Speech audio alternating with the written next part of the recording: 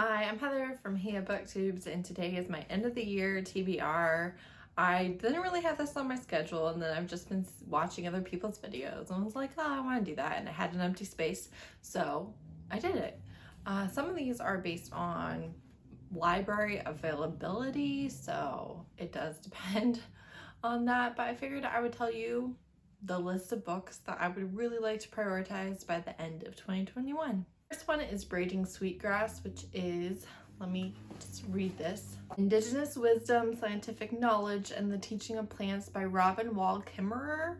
And this is a indigenous nonfiction book. I've heard that it is not heartwarming necessarily, but just like a very light, pleasant read, if that makes sense.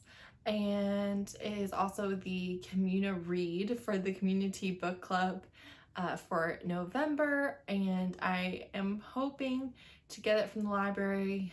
If worst case scenario, I would have to get it on Hoopla on my phone from the library, but so I definitely plan on reading that one. And then a nonfiction that I heard about from Mara at Books Like Whoa is Do Nothing: How to Break Away from Overworking, Overdoing, and Underlining by Celeste Headlee. This is the type of thing that I enjoy. Less is more. I'm definitely anti-hustle culture and all of that, and it just sounds like a really good read. Again, hoping to get it from the library. They have it, but people are reading it. Another one that I originally heard from Mara is The Love Hypothesis by Hazelwood. This has definitely gone the rounds. Everybody's been reading it since it came out. Again, my library has it, and I'm just waiting for it. It is like a academic grumpy sunshine, not enemies to lovers, but like he wants nothing to do with her, and there's fake dating and all the things. And it started out as Kylo Ren, Rey. Why can I never remember these names? Fanfic. I've heard that it's awesome, and I would like to read it. I feel like it is a hyped book that I would actually enjoy. Okay, so literally all three of those I'm waiting on for the library. Then I really want to read more Alexandria House. I have 3 of her backlist titles left that I haven't read, and then she should be coming out with a book here in October. She thought, so that would be 4. She's a Black Love author. I have some of her books are 5 stars for me, some of them are 3, some of them have been heavier and more emotional than I would like. A lot of times her characters are kind of going through it, and so I've been kind of procrastinating finishing her backlist, but I really want to. I plan on doing an author guide for her. I would love to finish her backlist by then, but I keep putting it off, so I might just do it either way.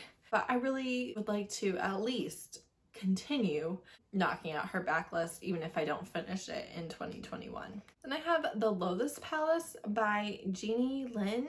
This I heard from Izzy from Happy for Now. It is a historical romance that takes place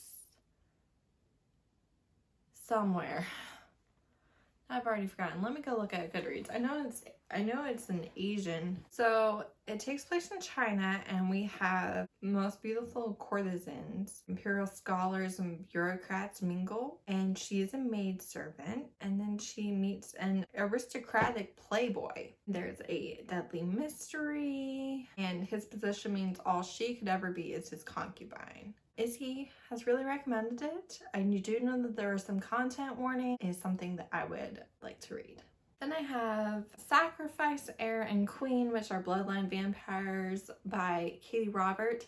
Queen should be coming out either in November or December, and I would like to read all 3 at the same time. I've already read the first 2. I've read the first one twice, then I've read the second one.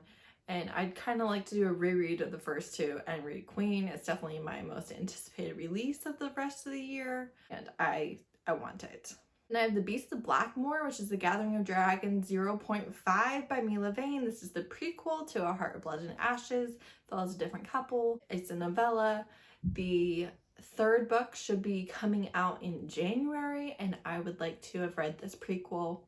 I've been kind of saving it because I don't want to be out of options in that world. It's my favorite fantasy romance series. Currently, I gave the first and second books 5 stars. Really just a beautiful blend of fantasy and romance. It's not very often that an author can do both of those things extremely well and include sex, and she does that amazingly. Then in January, I had started reading White Rage, The Unspoken Truth of Our Racial Divide by Carol Anderson, and I would really like to finish this.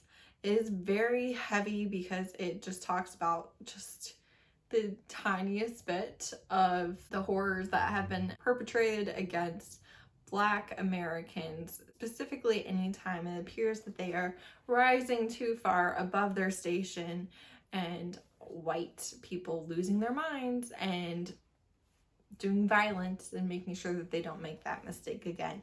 And it's just really a lot, but I would love to finish it this year. That was kind of my goal when I had to send it back to the library and knew that, you know, maybe I wasn't in the right headspace to just pick it right back up immediately, but I will not be happy if I don't get to it in 2021. Then the Kate Daniels books, I'm doing the read along with Steph and Megan, and we have book 5 for November and books 6 and 7, I think, for December, so I want to read. Plus there's novellas and things, so I want to read all of that. That's a big priority. Also, on Beautifully Bookish Bethany's channel, we're doing the Broken Earth trilogy read along. So I'm currently working on the second book. The live show is on October 29th. And then in November, we'll read The Stone Sky, which is the third and final book. It's a big undertaking for me. Is high priority. And then lastly, I am currently, when I'm filming this, reading Anne of Green Gables, rereading Anne of Green Gables by Ellen Montgomery, and I would like to read 1 or 2 more in the Anne series this year. I don't know if I'm gonna be able to prioritize all these, but I would like to get 1 or 2 more in. I really would. It is about an orphan girl who lived 100 years ago. It's written 100 years ago. A little red-haired girl, which you all know I'm not a fan of red-haired heroines because it's like not 1 in every 3 people that has red hair. But that is kind of the point of the series. She hates her red hair. People always comment on it. And, you know, she's like the only person with red hair. And it's just like it's a trial of her life. But she's just an unloved little orphan that then comes to a brother and sister who are old and single and missing out on a lot of joys of life, and then she comes in and becomes just the center of their world. It's so lovely. But I would like to read 1 or 2 more after this first one. And that's it. Those are the books I want to prioritize in the rest of 2021. Do you have a book that you really, really want to make sure you get to? Let me know. Thanks so much for watching. Bye.